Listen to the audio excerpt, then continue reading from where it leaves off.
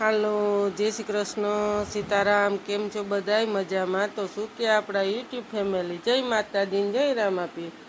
તો હાલો, આજે તો શું ટોપિક ઉપર આપણે આવવાના સહી, ખાસ કરીને આગળ જોડાઈ રહેજો. જોકે ઉનાળાની રેસીપી છે તો ખાસ કરીને જોડાઈ રહેજો. વિડીયો ગમે તો ખાસ કરીને લાઇક કરજો, શેર કરજો અને સબસ્ક્રાઈબ કરજો. બને એટલો શેર કરજો, બહુ મજા આવશે, મસ્ત બનશે રેસીપી. તો આજે આપણે ગાજર લઈ આવ્યા છીએ.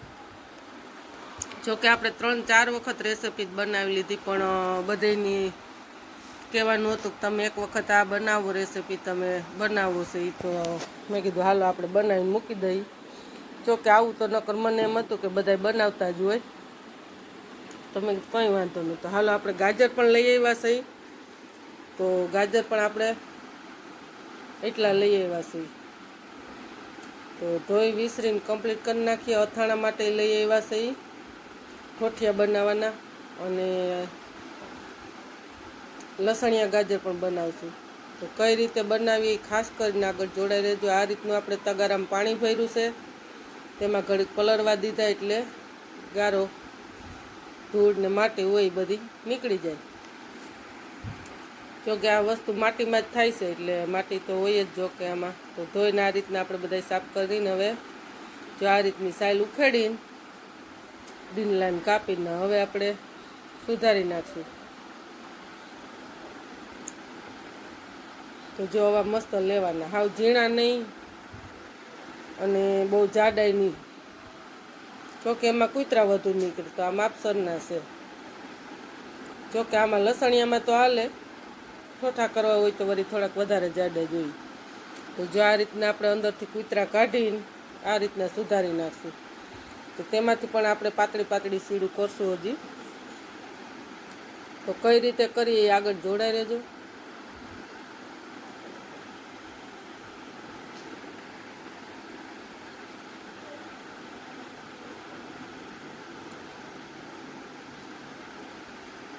તો જો આપણે હવે સુધારી જવા આવી ગયા છે. તો સુધારીને કમ્પ્લીટ થઈ ગયા. તો આ રીતના પાતળી પાતળી સીરું કરી નાખ્યું.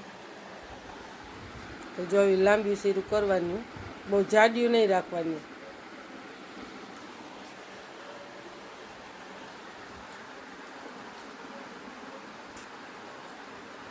તો હાલો હવે આપણે લસણ પણ ફોલીને તૈયાર રાખ્યું છે. તો હવે લસણવાળી ચટણી પણ ખાંડી નાખીએ. તો એમાં મોરી પણ ચટણી નાખી છે ને 1 ચમચી પણ એમાં તીખી ચટણી ઉમેરી દઈ. જોકે એટલે માપસર તીખા થઈ જાય. હવે આ લસણવાળી ચટણી ખાંડી નાખીએ.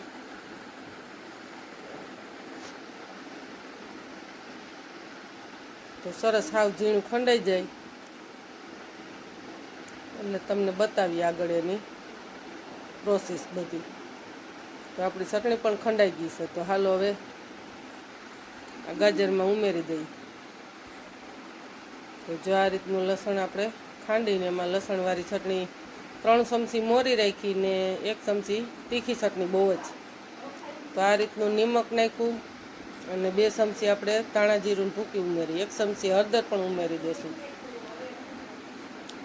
એમાં હવે થોડીક હિંગ ઉમેરી દઈશું 1 ચમચી. હવે આપણે એમાં તેલ પણ 3 થી 4 પાવરા ઉમેરી દઈશું. તો આ રીતનું 3 પાવરા નાખ્યા છે. ઘટશે તો હજી 1 ને 2 જરૂર પડશે, 2 નકર 1 ઉમેરી દઈશું. જોકે આ અથાણું તમે મહિના દિવસ સ્ટોર કરીને રાખી દો ને તોય ન બગડે. બહુ ખાવાની મજા આવે. સાયરે સવારે નાસ્તામાં ભાખરી સાથે બહુ મજા આવે, રોટલી સાથે અથવા દહીં સાથે, થેપલા સાથે. તમે પણ આ રીતના એક વખત બનાવજો. જોકે આપણે આજુબાજુમાં 2-3 વખત જગ્યાએ કીધું કે તમે કઈ રીતના બનાવો છો લસણિયા અથાણું, તો અમને બનાવજો, રેસીપી મૂકજો તો અમે શીખી જઈએ.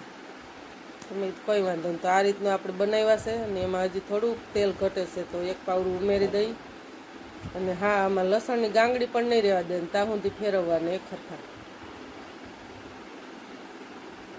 એકદમ હાવ મસ્ત જો ભળી ગયા સરસ. ને હવે આપણે બરણી પણ 2 ધોઈને હુકવાઈ ગઈ છે કમ્પ્લીટ થઈ. અને આ રીતની ફ્રીજમાં પણ મૂકવાની, એટલે સરસ કડકો બોલશે, પોસું નહીં પડે અથાણું. જ્યારે ખાવું હોય ત્યારે બરણી કાઢવાની, પાછી ખાઈને તરત મૂકી દેવાની. તો જો સરસ ભળી ગયું છે. કેવું લાગે એની કોમેન્ટ તો કરી જ દેજો. જોતા કોને મોઢામાં પાણી આવે છે એની પણ કોમેન્ટ કરી દેજો. મેં તો 4-5 વખત બનાવી લીધા, પણ મેં કીધું હાલો યુટ્યુબ ફેમિલીને આપણને 2-3 જણાએ કીધું ને, તો મેં કીધું બેનો કહે છે તો આપણે બનાવી નાખીએ. તો હાલો હવે આપણે બરણીમાં પણ ભરી લઈ. તો જો આ રીતનું પણ ભરાઈ ગયું છે. આપણે 2 બરણી થઈશ નાની નાની. તો આ રીતનું 2 ફ્રીજમાં ભરીને મૂકી દઈશું. તેની પણ પહેલાં આપણે 2 ભરીને મૂકી હતી, 2 થઈ રહી. 2-3 વખત તો થોડા બનાવી, 2 વખતથી આ 2 બરણીઓ ભરીએ છીએ. તો હાલો વિડીયો ગમે તો ખાસ કરીને લાઈક કરજો, શેર કરજો અને સબસ્ક્રાઈબ કરજો. અને આ વિડીયો કેવો લાગ્યો એની કોમેન્ટ કરી દેજો. જય માતાજી, જય રામાપીર. બને એટલો શેર કરજો.